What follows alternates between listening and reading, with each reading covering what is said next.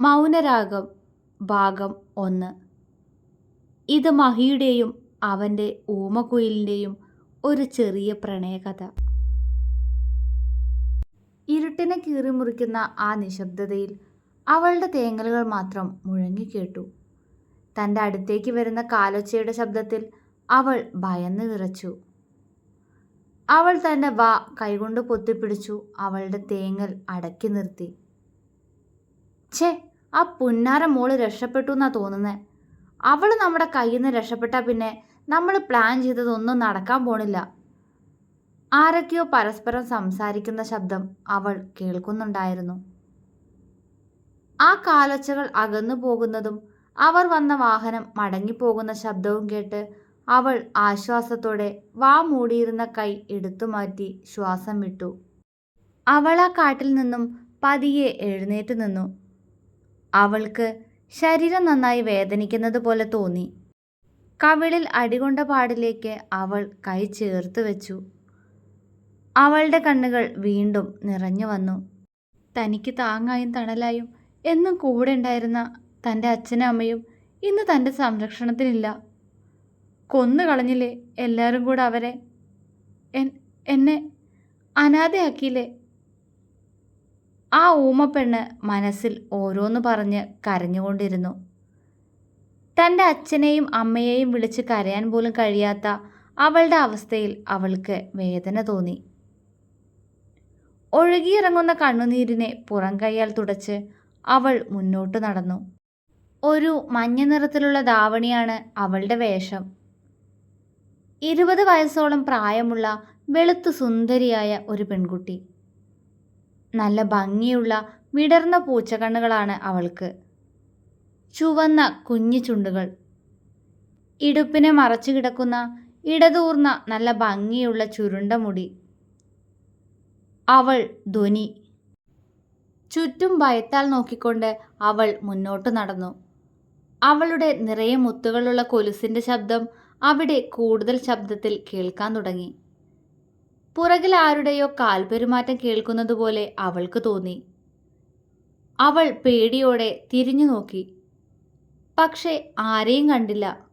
എങ്കിലും അവൾ ഭയന്നുകൊണ്ട് മുന്നോട്ട് പാഞ്ഞു. പുറകിലേക്ക് തിരിഞ്ഞു നോക്കി ഓടിയ അവൾ ഒരു ജിപ്സിയിലിടിച്ച് ഒരു വശത്തേക്ക് ചെരിഞ്ഞു വീണു. വണ്ടി ഓടിച്ചിരുന്നയാൾ പെട്ടെന്ന് ബ്രേക്ക് ചവിട്ടി.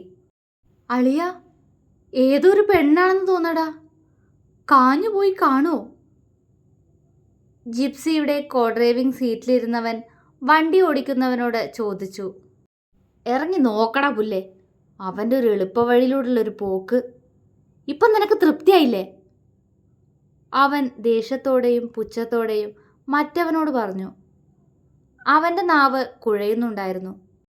എടാ മഹി, എടാ നീയും കൂടി വാ, നമുക്ക് നോക്കാം. മഹിക്കൊപ്പമുള്ള അവൻ്റെ കൂട്ടുകാരൻ രാഹുൽ അവനെ നോക്കിക്കൊണ്ട് പറഞ്ഞു. മഹി അവനെ ദേഷ്യത്തോടെ നോക്കി വണ്ടിയിൽ നിന്നും ഇറങ്ങി അവളുടെ അടുത്തേക്ക് നടന്നു. അവൻ അവളെ ഒന്ന് നോക്കി. വണ്ടി ഇടിച്ചപ്പോൾ ഭയന്നതായിരിക്കണം, അവൾക്ക് ബോധമില്ല. താൻ പതുക്കെയാണ് ഓടിച്ചിരുന്നത്, അതുകൊണ്ട് അപകടമൊന്നും പറ്റിക്കാണില്ല. അവൻ അവൾക്കടുത്തേക്ക് മുട്ടുകുത്തിയിരുന്ന് അവളുടെ മുഖത്തേക്ക് നോക്കി. അവളെ അങ്ങനെ നോക്കിയിരിക്കെ അവളോട് എന്തോ ഒരു ആകർഷണം തോന്നുന്നത് അവൻ അറിയുന്നുണ്ടായിരുന്നു. അവൻ്റെ നോട്ടം അവളുടെ മുഖത്തു നിന്നും അവളുടെ ശരീരത്തിലേക്ക് പോയതും അവൻ ഞെട്ടി. അവൾ ഉടുത്തിരിക്കുന്ന ധാവണിയുടെ ബ്ലൗസിൻ്റെ കൈ കീറിയിരിക്കുന്നു. അവിടെ നിന്നും അവൻ്റെ കണ്ണുകൾ അവളുടെ വയറിലേക്ക് നീങ്ങി. സ്ഥാനം മാറിക്കിടക്കുന്ന ധാവണിക്കിടയിലൂടെ അവളുടെ വെളുത്ത വയറും കുഞ്ഞു പൊക്കിൾ ചുഴിയും അതിനടുത്തായി ഒരു കുഞ്ഞു മറുകും അവൻ കണ്ടു. ഒരു നിമിഷം അവൻ അതിലേക്ക് തന്നെ നോക്കിയിരുന്നു പോയി. ഛേ! പെട്ടെന്ന് ബോധം വന്നപ്പോൾ അവൻ ദേഷ്യത്തിൽ അവളുടെ ധാവണിത്തുമ്പ് പിടിച്ച് നേരെയിട്ട് അവളുടെ വയറിനെ മറച്ചു. എന്തായടാ? രാഹുൽ മഹിയോട് ചോദിച്ചു.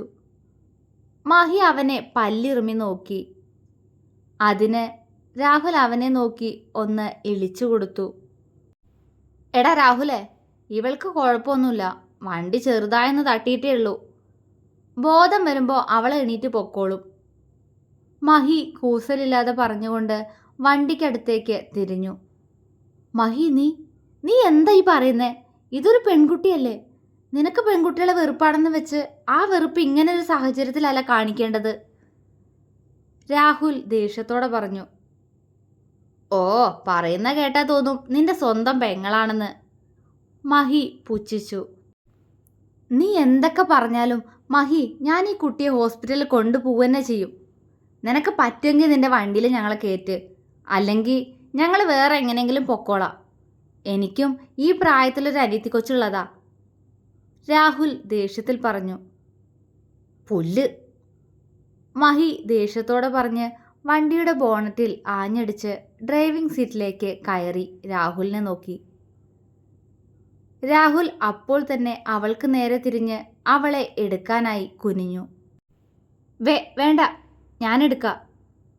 മഹി പറഞ്ഞുകൊണ്ട് വേഗം വണ്ടിയിൽ നിന്നും ഇറങ്ങി അവൾക്കടുത്തെത്തി അവളെ എടുത്തുയർത്തി വണ്ടിയുടെ പുറകിലേക്ക് കിടത്തി അവനും പുറകിലേക്കിരുന്ന് അവളുടെ തലയെടുത്ത് അവൻ്റെ മടിയിൽ വെച്ചു. എല്ലാം കണ്ട് രാഹുൽ വായു പൊളിച്ച് നിന്നുപോയി. എന്താണ് നടക്കുന്നതെന്ന് അവന് ഒരു പിടിയും കിട്ടിയില്ല. ഇത്രയും നേരം അവളെക്കുറിച്ച് സംസാരിച്ചത് ഇഷ്ടപ്പെടാതെ ചാടി കടിച്ചവനാണ്. രാഹുൽ അമ്പരന്നുകൊണ്ട് മഹിയെ ഉറ്റുനോക്കി. എന്താടാ, നീ വരുന്നില്ലേ? മഹി ദേഷ്യത്തോടെ ചോദിച്ചു. അത്രയും നേരം അമ്പരപ്പോടെ നിന്ന രാഹുൽ പെട്ടെന്ന് ഉണ്ടെന്ന പോലെ തലയാട്ടി ഡ്രൈവിംഗ് സീറ്റിൽ കയറി വണ്ടി ഹോസ്പിറ്റലിലേക്ക് വിട്ടു. പെണ്ണുങ്ങളെ വെറുപ്പുള്ള ഇവൻ എന്തിനാ അവളെ ഇത്രയും കെയർ ചെയ്തെടുത്തത്? രാഹുൽ ചിന്തിച്ചുപോയി. ഹോസ്പിറ്റലിലെത്തി കുറച്ചു കഴിഞ്ഞപ്പോഴേക്കും ധ്വനിക്ക് ബോധം വന്നിരുന്നു. ആ കുട്ടിക്ക് ബോധം തെളിഞ്ഞിട്ടുണ്ട്, വെറുതെ കരയുന്നുണ്ട് അവിടെ കിടന്ന്. നിങ്ങൾ ആ കുട്ടിയുടെ ആരാന്നാ പറഞ്ഞേ? ഒരു ലേഡി ഡോക്ടർ അവരെ രണ്ടുപേരെയും സൂക്ഷിച്ചു നോക്കിക്കൊണ്ട് ചോദിച്ചു. അത് ഇവന്റെ ഭാര്യ ഡോക്ടറെ. രാഹുൽ മഹിയെ ചൂണ്ടിക്കാണിച്ചുകൊണ്ട് പെട്ടെന്ന് വായിൽ വന്ന കള്ളം പറഞ്ഞു. മഹി ആദ്യമൊന്ന് ഞെട്ടിയെങ്കിലും പിന്നീട് ദേഷ്യത്താൽ ചുവന്ന മുഖവുമായി രാഹുലിനെ തറപ്പിച്ചു നോക്കി. പ്ലീസ്. രാഹുൽ പ്ലീസ് എന്ന് പതിയെ ചുണ്ടനക്കി. മഹി ഒന്നും മിണ്ടിയില്ല. ആ കുട്ടിയുടെ പേര് ലക്ഷ്മി എന്ന് തന്നെയല്ലേ? ഡോക്ടർ അടുത്ത ചോദ്യം ചോദിച്ചു.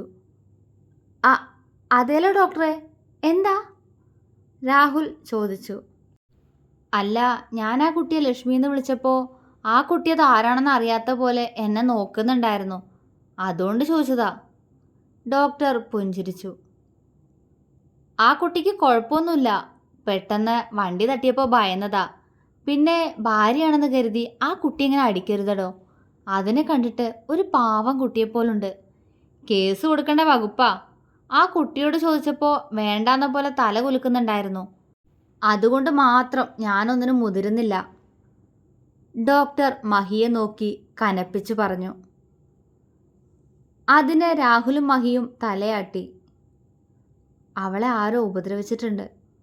അവളുടെ കീറിയ വസ്ത്രവും അടികൊണ്ട് ചുവന്ന മുഖവും അത് സൂചിപ്പിക്കുന്നുണ്ടായിരുന്നു. മഹി മനസ്സിൽ ചിന്തിച്ചു. ഡോക്ടർ പോവാനായി തിരിഞ്ഞു. അല്ലടോ, തൻ്റെ വൈഫ് സംസാരിക്കില്ലേ? ഞാൻ ഇത്രയും നേരം ആ കുട്ടിയോട് സംസാരിച്ചിട്ടും അതെന്തൊക്കെയാ ശബ്ദവും ആംഗ്യവും മാത്രമേ കാണിച്ചുള്ളൂ. ഡോക്ടർ സംശയത്തോടെ ചോദിച്ചു. മഹി ഞെട്ടി നിൽക്കുമായിരുന്നു. അവൾക്ക് സംസാരിക്കാൻ കഴിയില്ലേ? ഏയ്, ഡോക്ടർക്ക് തെറ്റിയതാവും. അവളുടെ മുഖം മനസ്സിലിട്ട് ആലോചിച്ച് മഹി ഡോക്ടറോട് അല്ല എന്ന പോലെ തല ചലിപ്പിച്ചു. ആണോ? ഞാൻ പെട്ടെന്ന് അങ്ങനെ കരുതിപ്പോയിടോ, സോറി. ഡോക്ടർ ക്ഷമാപണം നടത്തി നടന്നകന്നു. മഹി രാഹുലിനെ നോക്കി, അവൻ മഹിയെയും നോക്കി നിൽപ്പാണ്. മഹി, എടാ, ഞാൻ അപ്പോഴത്തെ സാഹചര്യത്തിൽ പറഞ്ഞതാടാ അവൾ നിന്റെ ഭാര്യയാണെന്ന്. നീയാണെങ്കിൽ ഒറ്റത്തടിയാണല്ലോ, ഞാൻ അങ്ങനല്ലല്ലോ, ഭാര്യയും ഒരു മോനുള്ളതാ. അവളെങ്ങാനും അറിഞ്ഞ എന്നെ കൊല്ലും. അതല്ലേ ഞാൻ നിന്നെ പിടിച്ച് അവളുടെ ഭർത്താവാക്കിയത്. രാഹുൽ ഇളിച്ചുകൊണ്ട് പറഞ്ഞു. മഹി പല്ലിറുമി അവൾ കിടക്കുന്ന റൂമിലേക്ക് നടന്നു. ബെഡിൽ കണ്ണുകളടച്ച് കിടക്കുന്ന ധ്വനിയുടെ നിഷ്കളങ്കമായ മുഖത്തേക്ക് മഹി ഒരു നിമിഷം നോക്കി നിന്നു. മനസ്സിൽ പെട്ടെന്ന് മറ്റൊരുവളുടെ മുഖം തെളിഞ്ഞു വന്നതും അവൻ വെറുപ്പോടെ അവളിൽ നിന്നും മുഖം തിരിച്ച് അപ്പുറത്തെ ബെഡിൽ പോയിരുന്നു. മോളെ. രാഹുൽ വന്ന് പതിയെ അവളുടെ കയ്യിൽ തട്ടി വിളിച്ചു. അവളൊരു മൂളലോടെ കണ്ണു തുറന്നു. മുന്നിൽ ചിരിച്ചു നിൽക്കുന്ന ചെറുപ്പക്കാരനെ കണ്ടതും അവൾ പെട്ടെന്ന് പേടിയോടെ ചാടി എഴുന്നേറ്റ് ബെഡിൻ്റെ മൂലയിൽ ചുരുണ്ടിരുന്നു. അത് കണ്ട് മഹി അവൾക്കടുത്തേക്ക് പാഞ്ഞു വന്നു. എന്തിനാടി പുല്ലേഷോ? ആരെ കാണിക്കാനാ? അവളുടെ ഒരു ശീലാവധി ചമയല്. ആരെ കാണിക്കാനാ നീ ഇതൊക്കെ ഇനി മറച്ചു പിടിക്കുന്നേ? നിന്നെ കണ്ടാൽ തന്നെ അറിയാലോ നീ എങ്ങനെയുള്ളവളാന്ന്. ഛേ! മഹി അവളുടെ കീറിയ വസ്ത്രത്തിലേക്ക് നോക്കി വെറുപ്പോടെ പറഞ്ഞു. മഹി! രാഹുൽ ദേഷ്യത്തോടെ അവനെ വിളിച്ചു. മഹി അവളെ വെറുപ്പോടെ നോക്കി റൂമിൽ നിന്നും പെട്ടെന്ന് പുറത്തേക്കിറങ്ങിപ്പോയി. അത് കണ്ട് രാഹുൽ ധ്വനിയെ സങ്കടത്തോടെ നോക്കി മഹിക്കടുത്തേക്ക് നടന്നു. ധ്വനിയുടെ കണ്ണിൽ നിന്നും ചുടു കണ്ണുനീർ ഒഴുകിയിറങ്ങി. ഇങ്ങനെ ഇത്രയും വൃത്തികെട്ട സ്ത്രീകളെ പോലെയാണോ അയാൾ എന്നെ കണ്ടേ? ഞാൻ അത്രക്കാരിയാണോ? ഇന്ന് വരെ ആരും ഇങ്ങനെ ഒന്നും തന്നെക്കുറിച്ച് പറഞ്ഞിട്ടില്ല. ആ പെണ്ണ് ഉള്ളു നീറുന്ന വേദനയോടെ നെഞ്ചിൽ കൈവച്ച് മനസ്സിൽ പറഞ്ഞു കരഞ്ഞുപോയി. അപ്പോഴും വാക്കുകൾ ഉയർത്താൻ അവൾക്ക് കഴിയുന്നില്ല. അവളുടെ വേദനകളെ പറഞ്ഞു മനസ്സിലാക്കിപ്പിക്കാനും അവൾക്കറിയുകയില്ല. അതിനേക്കാൾ ആരോടും ഒന്നും പറയാൻ ആ ഊമക്കുയിലിന് സാധിക്കുകയുമില്ല. തുടരും.